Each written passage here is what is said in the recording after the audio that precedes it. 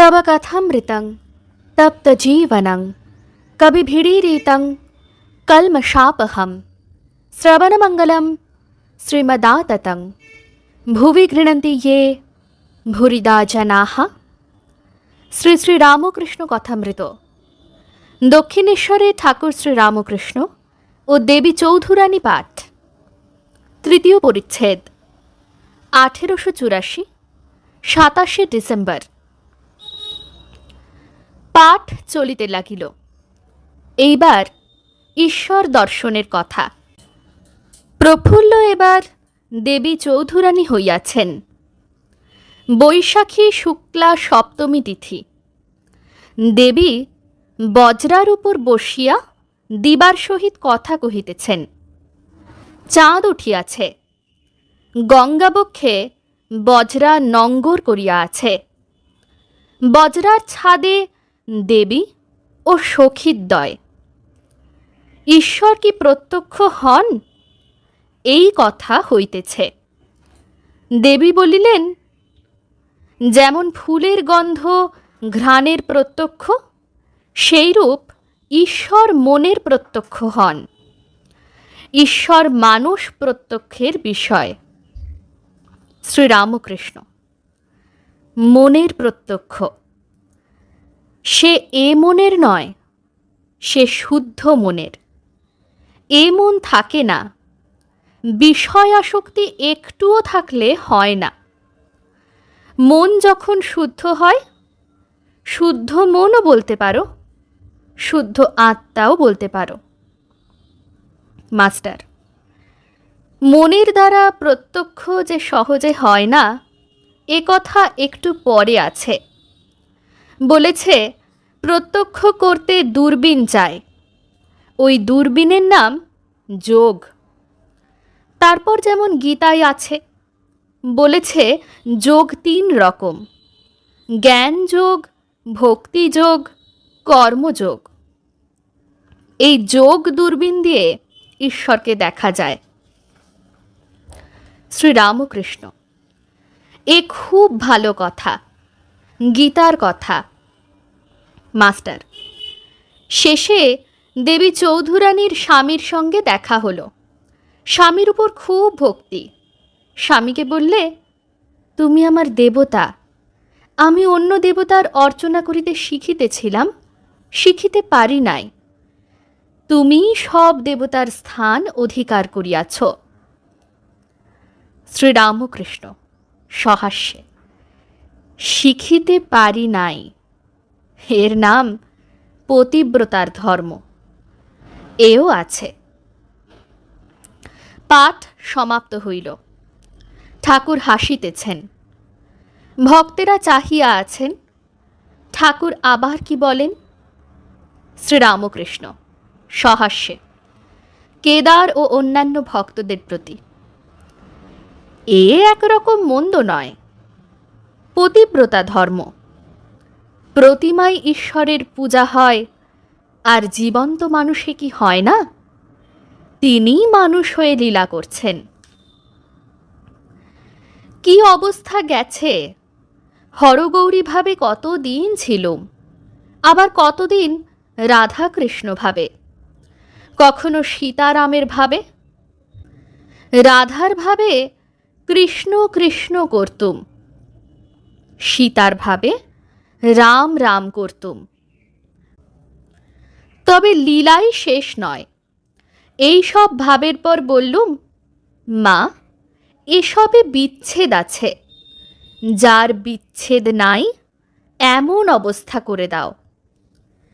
তাই কতদিন অখণ্ড সচ্চিদানন্দ এইভাবে রইলুম। ঠাকুরদের ছবি ঘর থেকে বার করে দিলুম। তাকে সর্বভূতে দর্শন করতে লাগলুম। পূজা উঠে গেল। এই বেলগাছ, বেলপাতা তুলতে আসতুম। একদিন পাতা ছিঁড়তে গিয়ে আঁশ খানিকটা উঠে এলো।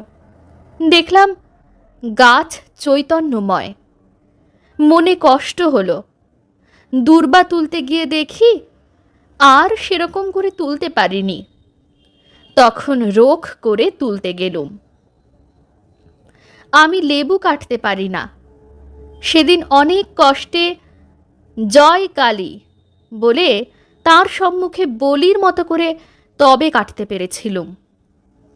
একদিন ফুল তুলতে গিয়ে দেখিয়ে দিলে গাছে ফুল ফুটে আছে, যেন সম্মুখে বিরাট পূজা হয়ে গেছে। বিরাটের মাথায় ফুলের তোড়া। আর ফুল তোলা হলো না। তিনি মানুষ হয়েও লীলা করছেন। আমি দেখি সাক্ষাৎ নারায়ণ। কাঠ ঘষতে ঘষতে যেমন আগুন বেরোয়, ভক্তির জোর থাকলে মানুষেতেই ঈশ্বর দর্শন হয়।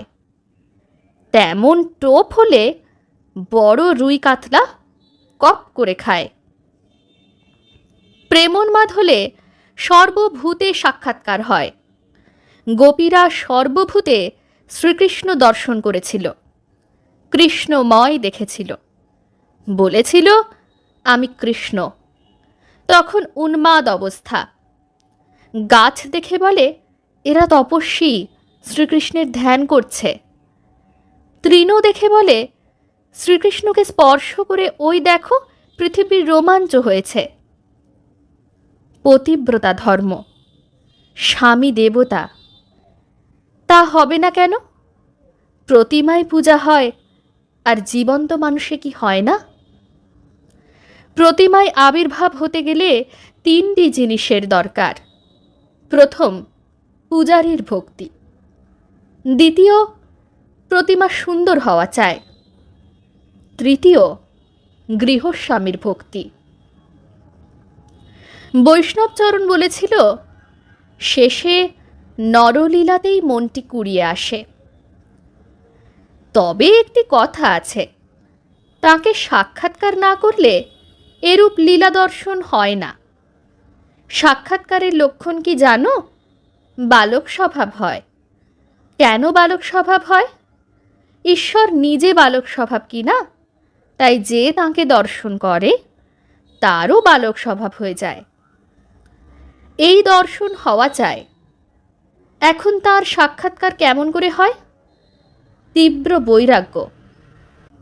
এমন হওয়া চাই যে বলবে কি জগৎ পিতা, আমি কি জগৎ ছাড়া? আমায় তুমি দয়া করবে না শালা? যে যাকে চিন্তা করে সে তার সত্তা পায়। শিব পূজা করে শিবের সত্তা পায়। একজন রামের ভক্ত রাত দিন হনুমানের চিন্তা করত, মনে করত আমি হনুমান হয়েছি।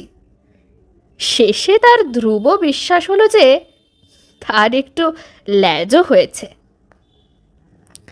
শিব অংশে জ্ঞান হয়, বিষ্ণু অংশে ভক্তি হয়। যাদের শিব অংশ তাদের জ্ঞানীর স্বভাব, যাদের বিষ্ণু অংশ তাদের ভক্তের স্বভাব। মাস্টার চৈতন্যদেব, তার তো আপনি বলেছিলেন জ্ঞান ও ভক্তি দুই ছিল। শ্রীরামকৃষ্ণ বিরক্ত হইয়া, তার কথা আলাদা। তিনি ঈশ্বরের অবতার, তার সঙ্গে জীবের অনেক তফাৎ। তার এমন বৈরাগ্য যে সার্বভৌম যখন জিহ্বায় চিনি ঢেলে দিলে চিনি হাওয়াতে ফরফর করে উড়ে গেল, ভিজল না, সর্বদাই সমাধিস্থ। কত বড় কামজয়ী! জীবের সহিত তাঁর তুলনা? সিংহ 12 বছরে একবার রমণ করে, কিন্তু মাংস খায়। চড়ুই কাঁকড় খায়, কিন্তু রাত দিনই রমণ করে। তেমনি অবতার আর জীব। জীব কাম ত্যাগ করে, আবার একদিন হয়তো রমণ হয়ে গেল, সামলাতে পারে না। মাস্টারের প্রতি লজ্জা কেন? যার হয় সে লোক পোক দেখে।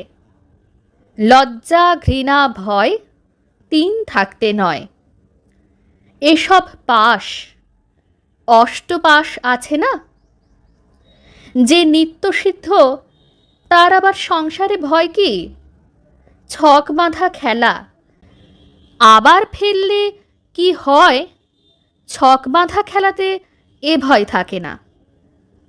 যে নিত্যসিদ্ধ সে মনে করলে সংসারেও থাকতে পারে। কেউ কেউ 2 তলোয়ার নিয়েও খেলতে পারে। এমন খেলোয়াড় যে ঢিল পড়লে তলোয়ারে লেগে ঠিকরে যায়। ভক্ত: মহাশয়, কি অবস্থায় ঈশ্বরের দর্শন পাওয়া যায়? শ্রীরামকৃষ্ণ: মন সব কুড়িয়ে না আনলে কি হয়? ভাগবতে শুকদেবের কথা আছে, পথে যাচ্ছে যেন সঙ্গিন চড়ান, কোনো দিকে দৃষ্টি নাই, এক লক্ষ্য, কেবল ভগবানের দিকে দৃষ্টি। এর নাম যোগ। চাতক কেবল মেঘের জল খায়। গঙ্গা, যমুনা, গোদাবরী আর সব নদী জলে পরিপূর্ণ, 7 সমুদ্র ভরপুর, তবু সে জল খাবে না। মেঘের জল পড়লে তবে খাবে। যার এরূপ যোগ হয়েছে তার ঈশ্বরের দর্শন হতে পারে। থিয়েটারে গেলে যতক্ষণ না পর্দা ওঠে ততক্ষণ লোকে বসে বসে নানা রকম গল্প করে, বাড়ির কথা, আফিসের কথা, স্কুলের কথা, এইসব। যেই পর্দা ওঠে অমনি কথাবার্তা সব বন্ধ। যা নাটক হচ্ছে এক দৃষ্টে তাই দেখতে থাকে। অনেকক্ষণ পরে যদি এক-আধটা কথা কয়, সে ওই নাটকেরই কথা।